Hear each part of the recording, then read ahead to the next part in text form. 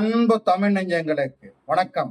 இந்த காணொளியில் நாம் தெரிந்து கொள்ள இருக்கின்ற தகவல் டிராமா திரைப்படத்தின் திரை விமர்சனம். வாங்க நிகழ்ச்சிக்கு போவோம். விவேக் பிரசன்னாவும் சாந்தினி தமிழரசனும் கல்யாணம் பண்ணியிருப்பாங்க. சாந்தினி தமிழரசன் கர்ப்பமாயிருப்பாங்க. இதுக்கு காரணம் விவேக் பிரசன்னா இல்ல, அதுக்கு வேற ஒருத்தர் காரணம்.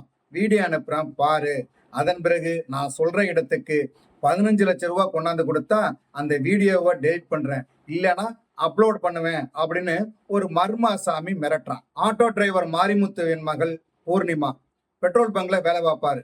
தான் சம்பாரிச்சு அப்பாவுக்கு ஒரு நல்ல கார் வாங்கி கொடுக்கணும், கால் டாக்ஸி ஓட்டணும் அப்பா அப்படின்னு ஆசைப்படுவார். அதனால தான் உண்டு தான் வேலை உண்டுன்னு வேலைக்கு போவாரு. வேலையில கவனமா இருப்பாரு. ஆனா அவரை சுத்தி பிரதோஷங்கிற ஒரு இளைஞன் வர்றான். அவரை காதலிக்க ஆசைப்படுறான். ஆனா அவர் விரட்டி அடிப்பாரு. ஒரு நாள் முதலாளி அவர்கிட்ட தப்பா நடக்க முயற்சி பண்ணுவார். அதாவது நமோ நாராயணன் பெட்ரோல் பங்க் ஓனர். அவர் பூர்ணிமாட்ட தப்பா நடக்க முயற்சி பண்ணுவாரு. அப்போ கதாநாயகன், அதாவது சுத்தி வந்தான்ல இந்த பையன், அவரை அடிக்கிறான், கண்டிக்கிறான். அதன் பிறகு பூர்ணிமா அவன் மீது காதல் கொள்கிறார். படுக்கையை பகிர்ந்து கொள்கின்ற அளவுக்கு மனம் போகிறது. ஆனாலும் அவனும் ஒரு பிரச்சனையில் சிக்குகிறார். 2 இளைஞர்கள், நகைச்சுவையான இளைஞர்கள். இவங்களுக்கு கார் திருடுறதான் வேலை. யாராவது காரை நிறுத்தி வச்சிருந்தா தள்ளிட்டு போயிடுவாங்க. அந்த மாதிரி வேலை தான். நிறைய சம்பாதிக்கிறதுக்கு முயற்சி பண்ணுவாங்க. ஆனா பல முறை அதுல தோத்து போயிருக்காங்க. ஒரு முறை ஒருத்தன் காரை நிறுத்திட்டு ஹோட்டலுக்கு சாப்பிட்டா போகும்போது இந்த காரை லவட்டிட்டு வந்துருவாங்க. அப்போ போலீஸ் சோதனையில் ஈடுபட்டுப்பாங்க. தேர்தல் நேரம், அதனால சோதனை செய்வாங்க. அப்படி சோதனை செய்யும் போது அவங்க மாட்டிக்கிறாங்க. கார் டிக்கில பணம் இருக்காது, ஆனா பணம் தான் இருக்கும். பணத்தை கண்டோன்னு சும்மா விடுமா போலீஸ்? அவங்கள கைது பண்றாங்க. விசாரணை நடக்குது. சாந்தினி தமிழரசனின் கற்பத்துக்கு காரணம் யார்? பூர்ணிமாவுக்கு ஏற்பட்ட பிரச்சனை என்ன? இந்த 2 இளைஞர்களும் காவல்துறையிலிருந்து எப்படி தப்பிக்கிறார்கள்? இதுதான் இந்த படத்துடைய கதை. சாந்தினி தமிழரசன், பூர்ணிமா, இந்த 2 இளைஞர்கள், இவங்க 3 பேருக்கும் 3 கதை. அதையெல்லாம் ஒன்றுபடுத்தி இணைக்கிற மாதிரி திரைக்கதை அமைச்சு இந்த படத்தை இயக்கி இருக்காங்க.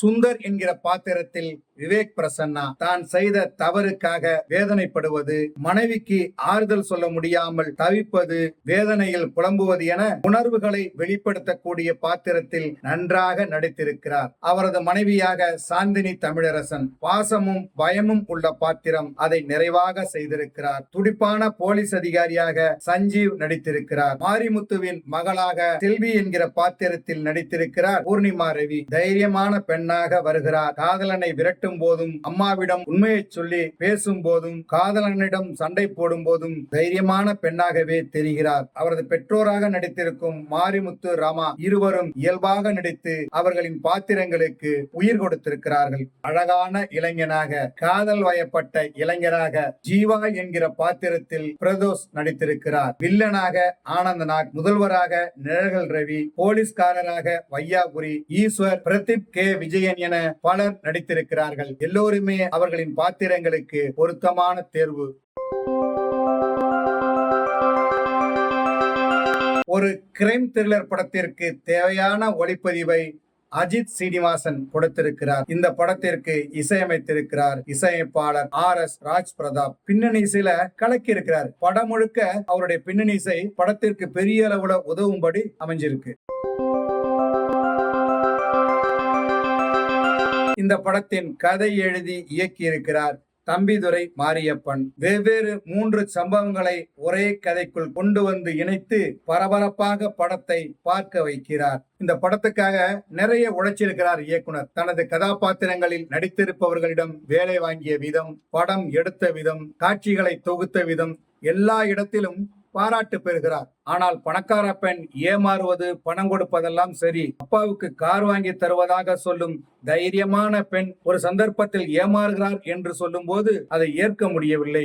இப்போது வருகிற பல படங்களில் தங்களை பகிர்ந்து கொள்கிறார்கள் என்பதை காட்ட முயல்கிறார்கள். அதுபோலதான் இந்த படத்திலும் இயக்குனர் சிந்தித்திருக்கிறார். அதனால் இந்த படமும் வழக்கமான ஒரு படமாக இருக்கிறது. புதிதாக எதுவும் சொல்லவில்லை, அப்படிதான் நமக்கு தோணுது. என்ன நேயர்களே, டிராமா திரைப்படத்தின் திரை விமர்சனத்தை தெரிந்து கொண்டீர்களா? சரி, தமிழ் வலைக்காட்சியை தொடர்ந்து பாருங்கள். தமிழ் வலைக்காட்சியை லைக் பண்ணுங்க, ஷேர் பண்ணுங்க, கமெண்ட் பண்ணுங்க. தமிழ் வலைக்காட்சியின் புதிய அப்டேட்டுகள் உடனுக்குடன் உங்களுக்கு தெரிய வர அருகில் உள்ள பெல் பட்டனை மறக்காமல் அமுக்குங்க. கலை இலக்கியம் யாவும் மக்களுக்கே.